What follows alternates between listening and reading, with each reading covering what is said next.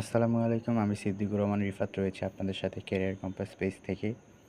সবার আগে সকল চাকরির তথ্য ও আবেদন প্রক্রিয়া সম্পর্কে জানতে আমাদের পেজটি ফলোদের সাথে থাকবেন। ধন্যবাদ। আজ আমরা জানব বাংলাদেশ ব্যাংক অধীনস্থ দি security printing corporation Bangladesh limited গাজীপুরে নিম্নবর্ণিত পদে অনেক লোক নিয়োগ করা হবে। কী পোস্ট এবং আবেদন করার জন্য কী যোগ্যতা প্রয়োজন সে সম্পর্কে আমরা জানব এবং আবেদনের শুরুর তারিখ, আবেদনের শেষ তারিখ সহ বিস্তারিত জানার চেষ্টা করব। প্রথম পদটি হচ্ছে সহকারী ব্যবস্থাপক জেনারেল। এ পদে 6 জনকে নিয়োগ করা হবে। এ পদে আবেদনের জন্য 4 বছর মেয়াদী স্নাতক সম্মান অথবা স্নাতকোত্তর ডিগ্রি থাকতে হবে। দ্বিতীয় পদটি হচ্ছে সহকারী ব্যবস্থাপক ভল্ট। এই পদে একজনকে নিয়োগ করা হবে। এ পদে 4 বছর মেয়াদী স্নাতক অথবা স্নাতকোত্তর ডিগ্রি থাকতে হবে। তৃতীয় পদটি হচ্ছে সহকারী ব্যবস্থাপক উৎপাদন। এ পদে একজনকে নিয়োগ করা হবে। এ পদে আবেদনের জন্য যন্ত্রকৌশল, তড়িৎ কৌশল, শিল্প উৎপাদন বিষয়ে বিসি ইঞ্জিনিয়ারিং অথবা সমানের ডিগ্রি থাকতে হবে।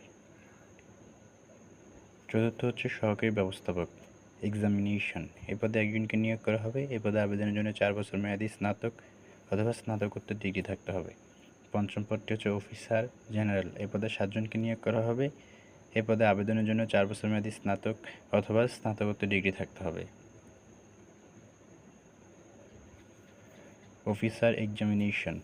এই পদে একজনকে নিয়োগ করা হবে। এ পদে আবেদনের জন্য 4 বছর মেয়াদী স্নাতক ও স্নাতকোত্তর ডিগ্রি থাকতে হবে। অফিসার উৎপাদন। এই পদে 6 জনকে নিয়োগ করা হবে। এই পদে আবেদনের জন্য যন্ত্রকৌশল, তড়িৎ কৌশল, শিল্প কৌশল, গ্রাফিক্স আর্টস, প্রিন্টিং টেকনোলজি বিষয়ে ডিপ্লোমা ইন ইঞ্জিনিয়ারিং থাকতে হবে। উপসহকারী প্রকৌশলী। এ পদে একজনকে নিয়োগ করা হবে। তড়িৎ কৌশল বিষয়ে 4 বছর মেয়াদী ডিপ্লোমা ইঞ্জিনিয়ারিং থাকতে হবে।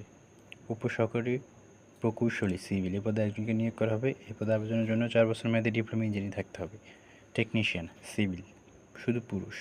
এ পদে একজনকে নিয়োগ করা হবে। এ পদে আবেদনের জন্য এসএসসি পাস হতে হবে এবং যে কোনো কারিগরি ইনস্টিটিউট হতে 6 মাস মেয়াদী ট্রেড কোর্স থাকতে হবে। 11 নম্বর পদ হচ্ছে সহকারী। এ পদে 7 জনকে নিয়োগ করা হবে। এসএসসি পাস করলেই আপনারা এই পদে আবেদন করতে পারবেন। প্রোডাকশন চেকার পিসি পুরুষ। এ পদে 13 জনকে নিয়োগ করা হয়। এ পদে এসএসসি পাস হলে আপনারা আবেদন করতে পারবেন। Internal checker. এ পদে পুরুষ নিয়োগ করা হবে 13 জনকে। এ পদে এসএসসি হলে আপনারা আবেদন করতে পারবেন। তারপরে হচ্ছে পরীক্ষক। এ পদে 27 জন নিয়োগ করা হবে। এই পদে আবেদনের জন্য এসএসসি পাস হলে আপনারা আবেদন করতে পারবেন। গাড়ি চালক পুরুষ 2টি। 16তম গ্রেড। এই পদে আবেদনের জন্য ভারী লাইসেন্স প্রয়োজন হবে আপনাদের এবং এসএসসি পাস থাকতে হবে। Fork lift operator. এই পদে 5 জনকে নিয়োগ করা হবে। এই পদে আবেদনের জন্য এসএসসি পাস হতে হবে, পাশাপাশি ড্রাইভিং লাইসেন্স থাকতে হবে।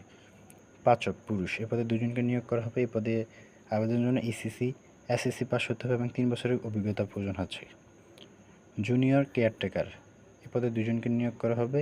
এসএসসি পাস হলে আপনারা আবেদন করতে পারবেন। জুনিয়র কেয়ারটেকার ক্লিনার, একটা হচ্ছে পিয়ন। এ পদে 3 জনকে নিয়োগ করা হয়। এই পদে আবেদন করতে আপনার এসএসসি পাস থাকতে হবে।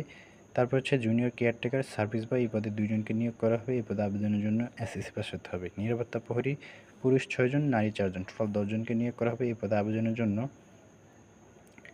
এসএসসি পাস হলেই আপনারা আবেদন করতে পারবেন এবং পাসপোর্ট 4 ইঞ্চি পুরুষের ক্ষেত্রে এবং মহিলাদের জন্য পাসপোর্ট 2 ইঞ্চি। জুনিয়র টেকনিশিয়ান উৎপাদন নিয়ন্ত্রণ পুরুষ। এ পদে আবেদনের জন্য এই পদে 2 জনকে নিয়োগ করা হবে। আবেদনের জন্য এসএসসি পাস হতে হবে। Junior technician. এ পদে 1 জনকে নিয়োগ করা হবে। এসএসসি পাস হতে হবে এই পদে।